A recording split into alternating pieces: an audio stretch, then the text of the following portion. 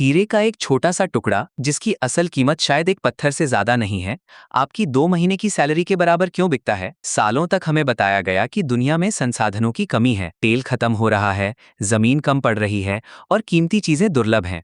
लेकिन सच ये है कि हम अभाव की दुनिया में नहीं, बल्कि थोपी गई कमी की दुनिया में जी रहे हैं। आज हम उस अदृश्य हाथ के बारे में बात करेंगे जो जानबूझकर सप्लाई रोकता है ताकि कीमतें आसमान छूती रहें। ये कहानी है आर्टिफिशियल स्कार्सिटी की, वो सिस्टम जो खरबों डॉलर की इंडस्ट्रीज को ढहने से बचाए रखता है। मान लीजिए आपके पास एक ऐसी मशीन है जो दुनिया की हर बीमारी का इलाज फ्री में कर सकती है, लेकिन अगर आप उसे सबको दे देंगे तो आपका बिजनेस रातों रात खत्म हो जाएगा। आप क्या करेंगे?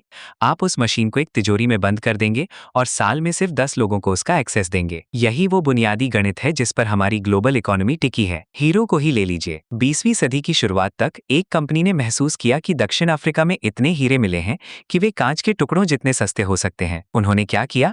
उन्होंने खदानें खरीदी और हीरों को बाहर निकालने के बजाय उन्हें वहीं दफन रहने दिया। उन्होंने दुनिया को ये नहीं बताया कि उनके पास हीरों का अंबार है, बल्कि ये बताया कि हीरे दुर्लभ और शाश्वत हैं। जब सप्लाई आपके हाथ में हो तो आप मांग पैदा नहीं करते, आप उसे कंट्रोल करते हैं। यही फॉर्मूला अब डिजिटल दुनिया में शिफ्ट हो गया है। सॉफ्टवेयर कंपनियों को देखिए, एक कोड को कॉपी करने की लागत 0 है, लेकिन आप उसे सब्सक्रिप्शन के पीछे छिपा देते हैं। आप जानबूझकर ऐसा सॉफ्टवेयर बनाते हैं जो कुछ सालों बाद धीमा हो जाए। इसे प्लान्ड ऑब्सोलेसेंस कहते हैं। अगर आपका फोन 5 साल तक बिल्कुल नया जैसा चले तो कंपनी दिवालिया हो जाएगी। उन्हें उसे खराब करना ही होगा ताकि आप नया खरीदें। लेकिन खेल इससे कहीं ज्यादा गहरा है। अब बात करते हैं उस चीज की जिसके बिना हम नहीं रह सकते, घर। शहरों में जमीन की कमी एक झूठ है। कमी जमीन की नहीं, बल्कि परमिशन की है। बड़े इन्वेस्टर्स और डेवलपर्स अक्सर जमीन के बड़े टुकड़ों को खाली छोड़ देते हैं। वे इंतजार करते हैं कि आबादी बढ़े, डिमांड बढ़े और फिर वे उसे ऊंचे दामों पर बेचें। ये एक ऐसा जुआ है जिसमें आम आदमी की छत दांव पर लगी होती है। और सबसे बड़ा विरोधाभास, मॉडर्न फाइनेंस। 2+2=4, ये गणित का सच है। लेकिन फाइनेंस में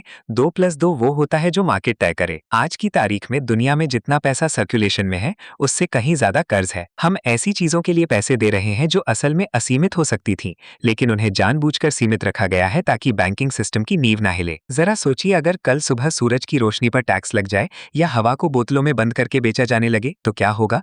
आपको लगेगा ये नामुमकिन है, लेकिन पानी के साथ यही हुआ। 20 साल पहले तक पानी मुफ्त था। आज ये एक मल्टी-बिलियन डॉलर इंडस्ट्री है। हमने एक ऐसी सभ्यता बना ली है जो प्रचुरता यानी अबंडेंस से डरती है, क्योंकि प्रचुरता का मतलब है कीमतों का गिरना, और गिरती कीमतें उन लोगों के लिए सबसे बुरा सपना है जो खरबों डॉलर के साम्राज्य चला रहे हैं। ये कंपनियां रिसर्च पर जितना खर्च करती है उससे कहीं ज्यादा पैसा वे इस बात पर खर्च करती हैं कि उनके प्रोडक्ट्स को पहुंच से बाहर कैसे रखा जाए। चाहे वो लाइफ सेविंग ड्रग्स हों जिनका पेटेंट खत्म होने से पहले ही कंपनियां उनमें एक छोटा सा बदलाव करके नया पेटेंट ले लेती हैं, या वो लग्जरी ब्रांड्स जो सीजन खत्म होने के बाद अपने करोड़ों के अनबिके कपड़े जला देती हैं ताकि उनकी ब्रांड वैल्यू कम ना हो। कचरा जलाना उन्हें मंजूर है, लेकिन किसी गरीब को मुफ्त में देना नहीं, क्योंकि मुफ्त की चीज वैल्यू खत्म कर देती है। जैसे जैसे हम भविष्य की ओर बढ़ रहे हैं, ये खाई और गहरी होगी। एआई और ऑटोमेशन से सब कुछ सस्ता और आसान होना चाहिए था, लेकिन क्या ऐसा होगा?